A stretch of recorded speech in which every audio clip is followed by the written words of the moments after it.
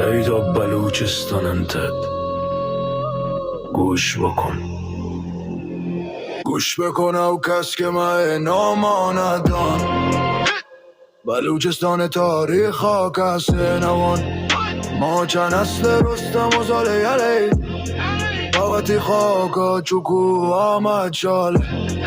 زبول مای بونزه و مای رگولیشه، مای مردانی نام تیرن تو تیشه. ما یلین ما شیرین ما رستم زابل. بلوچستان مای جان انتد مای غیرت کامل. ما چه هیچ کس و هیچ زورانه ترسین باوتی حق آچو توفانا گرسین.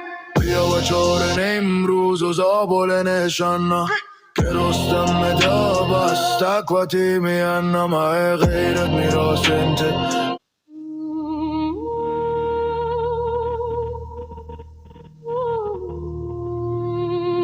ای دا بلوچستان انتد گوش بکن او کس که من نامانداند. بلوچستان تاریخ ها کس نواند. ما چند نسل رستم و زاله یلین پاوتی خاکا چوکو همه چلین. زابول مای بونزه و مای رگوریشه، مای مردانی نام تیرین تو تیشه. ما یلین ما شیرین ما رستم زابل. بلوچستان مای جان انتد مای غیرت کامل. ما چه هیچ کس و هیچ زورا نترسیم باوتی حق هچو توفان نگرسین. بیا بچار نیم روز و زابل نشانا که رستم دا بستک و تیمیانا مای غیرت میراث انتد. چپیر و کماشا بلوچ هر جا ببید نکنه بچماش. ای دا بلوچستان اند گوش بکن، گوش بکنم کس که من نامانداند. بلوچستان تاریخ ها کس نواند. ما چند نسل رستم و زاله یلین پاوتی خاکا چوکو و آمد چلین. زابول مای بونزه و مای رگوریشه، مای مردانی نام تیرن تو تیشه.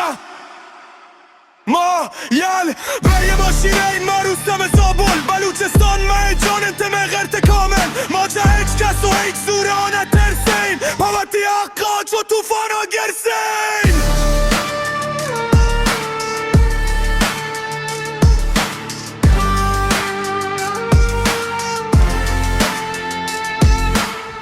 بیا بچار نیوروز و زابل نشانا که رستم دا بستک و تیمیانا مای غیرت میراث انتد. چپیر و کماشا بلوچ هر جا بید نکنه تجتماشان. دسمای پر انتد چمن و چوفا ولی دشمنا کنی چوتی خاکا جدا بزان که بلوچستان وقارند.